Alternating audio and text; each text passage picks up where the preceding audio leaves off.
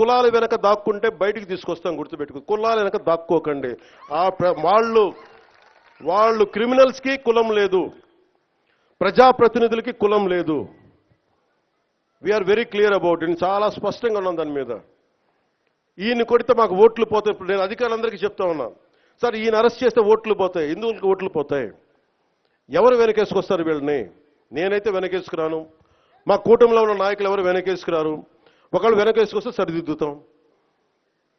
అంతేకాని నిస్సహాయంగా పవన్ కళ్యాణ్ బిడ్డలు బాగానే ఉంటారు, వాళ్ళు నాన్న రక్షించుకోగలరు. ఒక సగటు మనిషి, సగటు క్లర్క్, సగటు క్లాస్ 4 ఎంప్లాయ్, వాళ్ళని కదా సంరక్షించాల్సింది మనం. విఐపి ట్రీట్మెంట్ ఆగాలి ఇక్కడ, సగటు కామన్ మ్యాన్ ట్రీట్మెంట్ పెరగాలి. అది తిరుమలలో కావచ్చు, సగటు జీవితంలో కావచ్చు. ఇలా కాకుండా కూర్చోబెట్టి పోలీస్ 6 నెలల హనీమూన్ పీరియడ్ అయిపోయింది అందరికీ, నాతో సహా.